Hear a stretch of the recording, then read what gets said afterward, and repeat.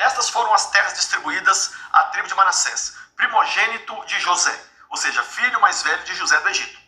Foram entregues a Maquir, primogênito de Manassés. Maquir, pai de Gileade, guerreiro valente, recebeu Gileade e Bassã.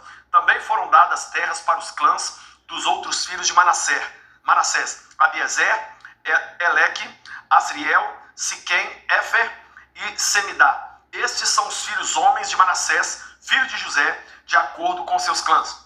Zelofeade, porém, filho de Efer, neto de Gileade, bisneto de Maquir, trineto de Manassés, não teve nenhum filho, somente filhas. Os seus nomes eram Maalá, Noá, Oglá, Milcá e Tisá. Elas se apresentaram diante do sacerdote Eleazar, diante de Josué, filho de Num, e dos líderes, e disseram: o Senhor ordenou a Moisés que nos desse uma herança entre os nossos parentes. Josué deu-lhes então uma herança entre os irmãos do seu pai, de acordo com a ordem do Senhor. A tribo de Manassés recebeu 10 quinhões de terra, além de Gileade e Bassã, que fica a leste do Jordão. Pois tanto as filhas de Manassés como os filhos dele receberam a herança. A terra de Gileade ficou para os outros descendentes de Manassés. Em outras palavras, o que nós lemos aqui é que os trinetos de Manassés eram só mulheres. Mas uma vez que a mulher casasse com um homem, a terra passava a pertencer ao homem. Mas se elas casassem com gente de fora da sua tribo, a terra deixaria de ser da tribo de Manassés. Então, o que elas fizeram? Elas foram ordenadas por Deus a casar com seus primos. E com isso, as terras de Manassés continuaram de posse da tribo de Manassés. Tá? Só explicando essa introdução aqui para você. Agora vem o território dos caras. Olha o verso de número 7. O território de Manassés estendia-se desde Aser até Micmetã, a leste de Siquém. A fronteira ia dali para o sul, chegando até o povo que vivia em Tapuá. As terras de Tapuá eram de Manassés, mas a cidade de Tapuá, na fronteira de Manassés, pertencia aos efraimitas. Depois, a fronteira descia até o ribeiro de Caná. Ao sul do ribeiro, havia cidades pertencentes a Efraim, que ficavam em meio às cidades de Manassés. Mas a fronteira de Manassés ficava ao norte do ribeiro e terminava no mar.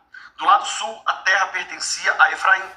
Do lado norte, a Manassés. O território de Manassés chegava até o mar e alcançava Aser, ao norte, e Issacar, a leste.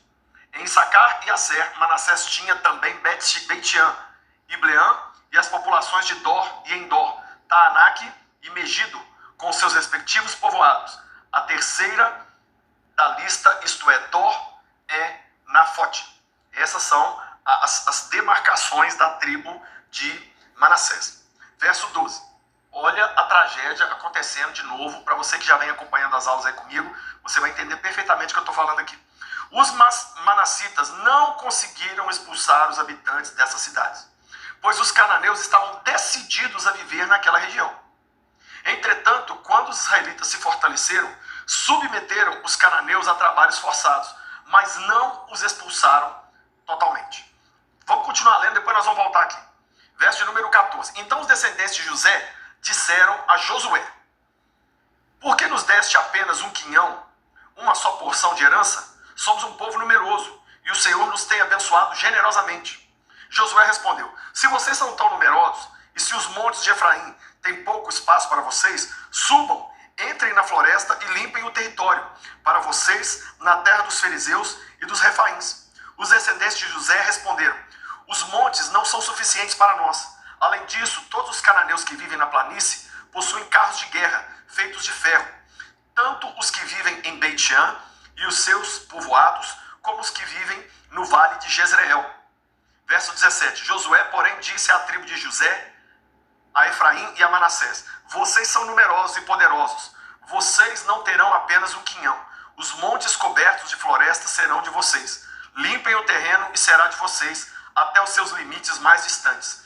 Embora os cananeus possuam carros de guerra feitos de ferro e sejam fortes, vocês poderão expulsá-los. Então vamos lá, vamos falar de duas coisas. Primeiro, Josué estava dando terra que ainda não havia sido conquistada. É muito doido isso. Eles foram entrando em Canaã, gente, e foram conquistando aos poucos. Mas chegou uma hora que Josué ficou velho. Então Josué falou: gente, vamos, mapeia a terra, traz para mim um mapa da terra, eu já vou dividir e eu já vou distribuir a terra para cada tribo. Mas depois que eu dividir, eu vou morrer. E aí vocês vão lá dominar. É a mesma ainda virar para você e falar assim: eu estou te dando um carro lá na concessionária, basta você ir lá e pagar. É isso que Josué fez. Josué estava dando algo que ainda não tinha sido conquistado. Era isso que ele estava falando aqui para a tribo de Efraim e Manassés. Vocês são muita gente, a terra que vocês têm é pequenininha, vocês vão lutar e vão conquistar mais, eu estou dando para vocês, vai lá. Aí eles falaram: mas a gente não vai vencer. Josué falou: vocês vão vencer.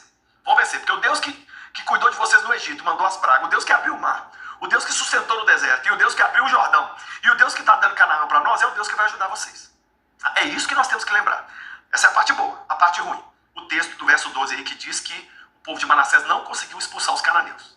É a mesma coisa que a gente lê em quase todas as tribos. Quando eles tomavam posse, ficavam alguns cananeus. O que esses cananeus viravam? Escravos. Mas mesmo sendo escravos, eles colocavam para os israelitas a cultura idólatra de prostituição, de adultério, de queimar filhos para os deuses. E lá na frente nós vamos ver no Velho Testamento que foi isso que causou a deportação do povo de Israel para o exílio, tá? Que é uma das histórias mais tristes que existem. Pai, eu abençoo cada vida.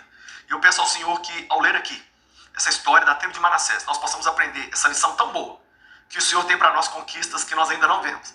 Mas o Senhor vai dar, porque o Senhor é Deus que prometeu. Mesmo que o inimigo seja forte, nós vamos conquistar. Mas também abre os nossos olhos para nós não permitirmos nada que vai nos escravizar amanhã. Pai, ajuda-nos, dá-nos força e graça. É a nossa oração em nome de Jesus. Foram abençoados?